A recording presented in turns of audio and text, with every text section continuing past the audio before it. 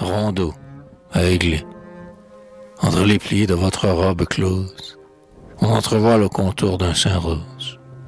Des bras hardis, un beau corps potelé, suave, et dans la neige modelée, mais dont, hélas, un avare dispose. Un vieux sceptique à la bile morose, midi de vous et blasphème, et suppose qu'à la nature un peu d'art s'est mêlé entre les plis. Moi, qui blouis votre fraîcheur éclose, je ne crois pas à la métamorphose. Non, tout est vrai.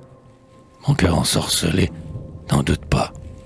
Blanche et rieuse aiglée, quand mon regard, comme un oiseau, se pose entre les plis.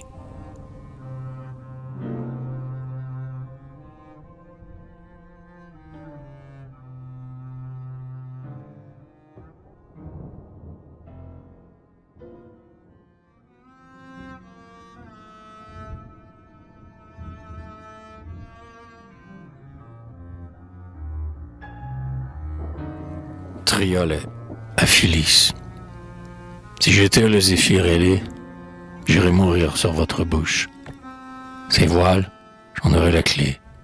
Si j'étais le zéphyr ailé, près des saints pour qui je brûlais, je me glisserais dans la couche. Si j'étais le zéphyr ailé, j'irais mourir sur votre bouche.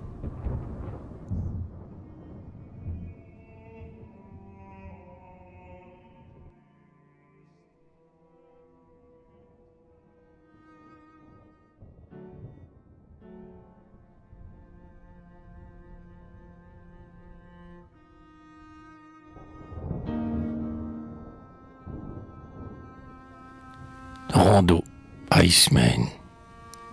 Ouais, parle-moi. Laissez-moi, jeune Iceman, pleurer tout bas. Si jamais, inhumaine, j'osais vous peindre avec de vrais accents, le feu caché quand mes veines je sens, vous gémiriez, cruel, de ma peine. Par ce récit, l'aventure est certaine. Je changerai en amour votre haine, votre froideur en désir bien pressant. Ouais, parle-moi. Échevelé alors, ma blonde reine, vos bras de lys me feraient une chaîne. Et les baisers des baisers renaissants m'enivreraient de leur charme puissant. Vous veilleriez avec moi la nuit pleine. Ouais, parle-moi.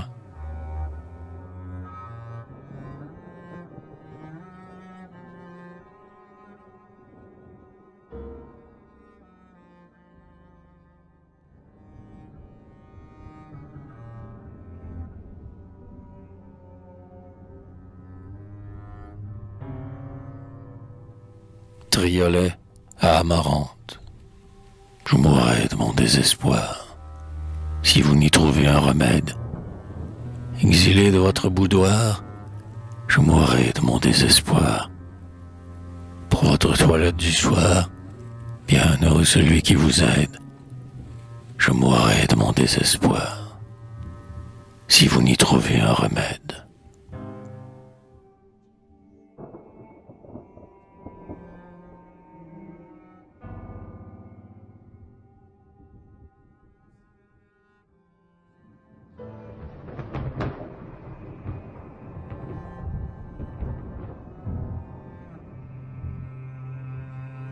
Rondeau redoublé à Sylvie.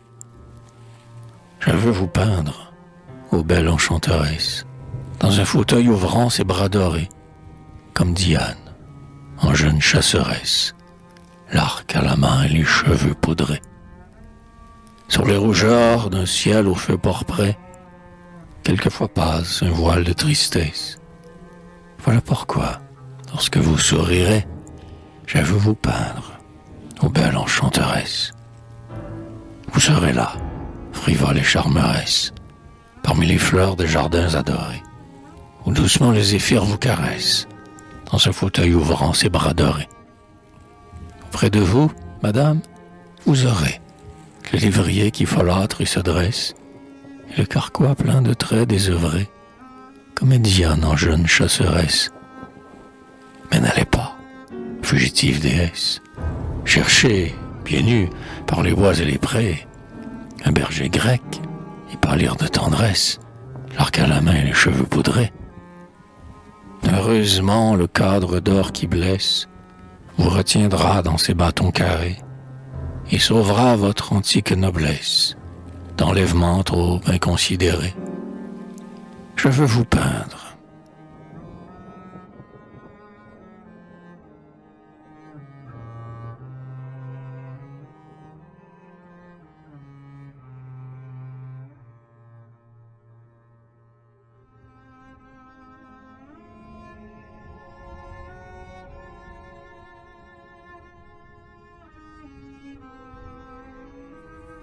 Madrigal, à Climène.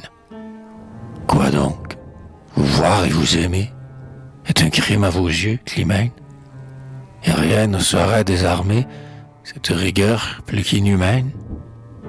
Puisque la mort de tout regret et de tout souci nous délivre, j'accepte de bon cœur l'arrêt qui m'ordonne de ne plus vivre.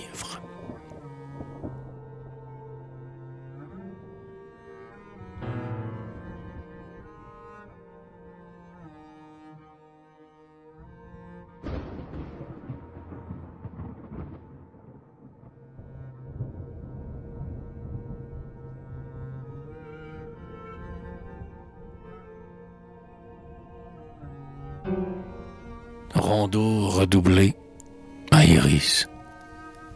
Quand vous venez, aux jeunes beautés blondes, par vos regards allumés tant de feu, on pense voir Cypris, fille de l'onde, épanouir les rires et les jeux.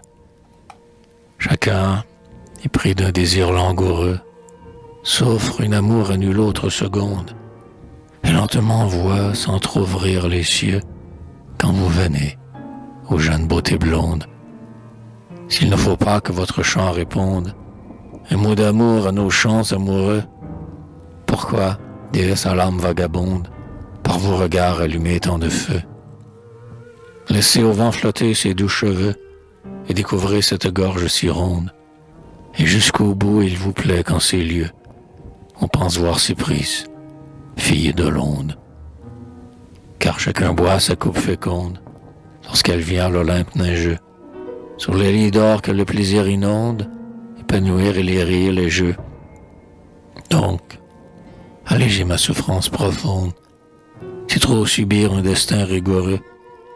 Craignez, Iris, que mon cœur ne se fonde à ces rayons qui partent de vos yeux quand vous venez.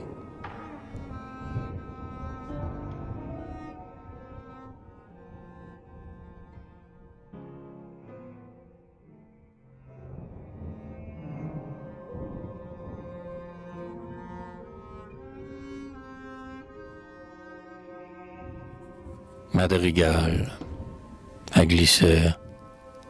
Ouais, vous m'offrez votre amitié pour tous les mots que je vous compte.